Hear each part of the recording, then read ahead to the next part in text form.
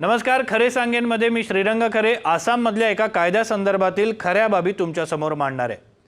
मियाँ बीबी राजी तो क्या करेगा काझी असे शब्द हिंदी गाण्यांमध्ये ऐकायला मिळतात।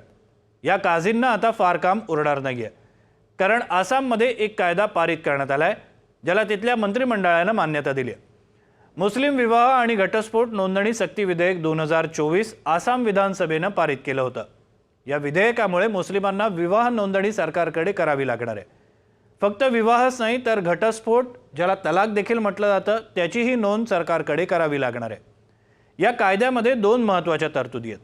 पहिली, विवाह नोंदणी ही काझींद्वारे केली जाणार नाही, ती आता सरकारद्वारे केली जाईल। दुसरी, बालविवाह नोंदणी ही बेकायदेशीर असेल। आसाम सरकारने आदेश दिलेत की 94 काझींच्या ताब्यात असलेली नोंदणीची सगळी कागदपत्र ही आता सरकार जमा करावीत। जिल्हाधिकारी आणि रजिस्ट्रार मार्फत हे काम केलं जाईल।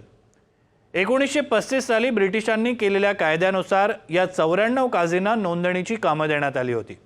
यामध्ये बालविवाह असेल तर तो देखील नोंदणी करून घेण्याची सोय करून देण्यात आलेली होती। ही नोंदणी देखील काझी करत होते।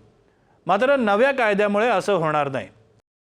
आम्हाला बालविवाहाची प्रथा थांबवायची असल्याचं आसामच्या मुख्यमंत्र्यांचं म्हणणं आहे। या कायद्यामुळे मुस्लिम विवाह पद्धतीमध्ये कोणताही बदल होणार नाहीये, फक्त विवाह नोंदणीची पद्धत बदलण्यात आलेली आहे। इतर धर्मीयांच्या विवाहाची आणि घटस्फोटाची नोंद ज्या पद्धतीने सरकारी कार्यालयात केली जाते त्याच पद्धतीने आता मुस्लिम धर्मीयांना देखील सब रजिस्ट्रारच्या कार्यालयात नोंद करावी लागेल। आसामच्या एका अधिकाऱ्याने म्हटलंय की 1935 साली झालेला कायदा आतापर्यंत अबाधित होता। यात विवाह आणि घटस्फोटाची सरकार दरबारी नोंद करणं गरजेचं नव्हतं। यामुळे 21 वर्षांखालील तरुण आणि 18 वर्षांखालील मुलींची लग्न देखील लावली जात होती। मुस्लिम विवाह आणि घटस्फोटांबाबत नीट माहिती उपलब्ध होत नव्हती। या कायद्यामुळे ही माहिती उपलब्ध होण्यास सुरुवात होईल असं या अधिकाऱ्याचं म्हणणं आहे। अशा पद्धतीचा कायदा करणारा आसाम हे पहिलंच राज्य असणार आहे। महाराष्ट्रामध्ये विवाह नोंदणी कायद्यामध्ये आसाम सरकारने केलेल्या तरतुदीसारखी तरतूद नाहीये।